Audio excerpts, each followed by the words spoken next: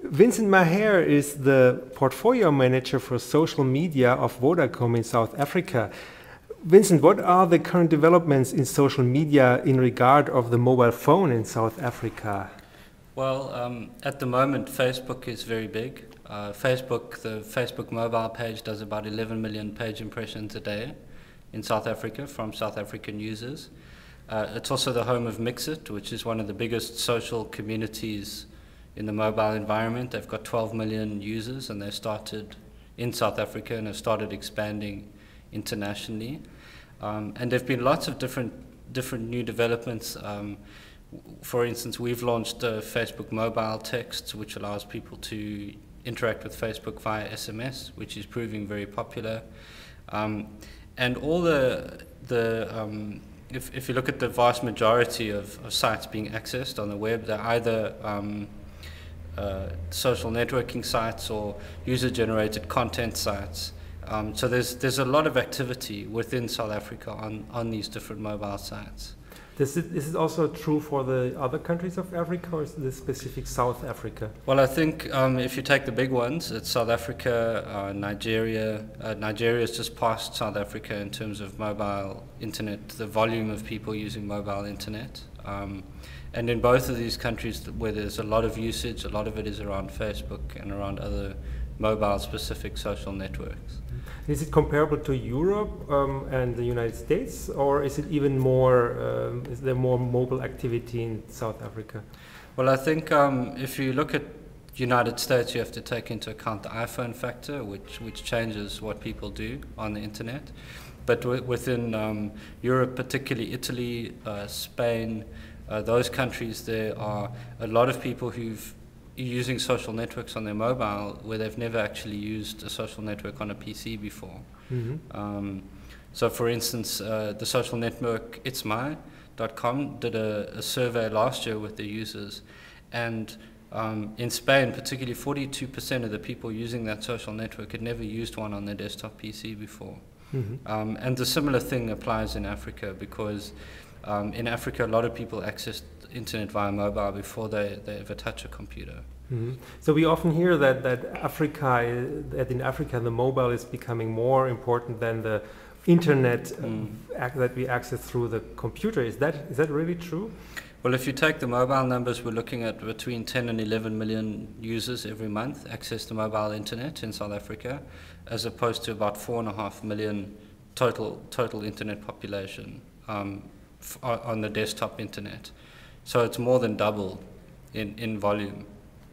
And it has to do with a lot of things: the cost of fixed line internet, accessibility to broadband cables, the cost of desktop PCs or laptops, and so on. So a lot of people are finding it just a lot easier to pick up their phone and access a website that way. Is it also cheaper? It is, depending obviously on what kind of bundle you've bought through your mobile service provider, but generally South Africa has some of the cheapest prices in terms of broadband mobile internet access. It can get down to about €2 per megabyte on contract. Mm. So it just depends on how you configure your account. Mm. And how does that translate to news media, news sites? I mean, if you started a news site now in South Africa, would you just skip the web page and go to the mobile page right away? Well, news tends to be less popular in mobile. The things that are popular are social networking, search, obviously, like and all other media, but and entertainment type content. So things like downloads for ringtones and wallpapers, that sort of stuff. Celebrity news. The hard news and the breaking news tends to be much less popular in South Africa. And also I think that's a global trend, is that people gravitate more towards entertainment-related content. Like on mobiles? On mobile, yeah. And so that's an interesting development. So because in the web, I mean, the news are very, very prevalent and important, but on the mobile you would say people do different things. Yeah, but I mean, if you compare something like the New York Times to Facebook, there again you see that discrepancy where even people on the web are gravitating more towards social network and communications type tools than reading serious news. Right, but I mean, with the mobile, maybe people don't even bother to watch or to access news sites and go to Facebook right away, while in the internet we all know that there is New York Times, but who knows that New York Times is also on your mobile phone? No, that is true, and the mobile web is quite new, relatively speaking. I was at a conference recently with the CEO of Tap2, which is a mobile search engine, and he said that they think there are about 500,000 mobile pages on the mobile web, which is interesting. I would have thought it would be slightly more. So it's still growing, and obviously people need time to familiarize themselves with what is available and what isn't. A lot of the time there's quite a negative experience when you're trying to access an online news site and there isn't a mobile version, and you get the web version sort of compressed into your small screen and you can't read it.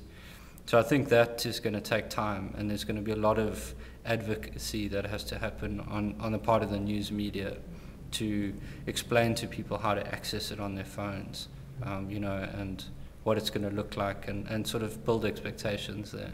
And create mobile optimized websites. Yeah. So you find that important for news sites? Absolutely. I mean, most of the South African news sites have got mobile optimized sites to some extent. Some of them do it better than others, obviously.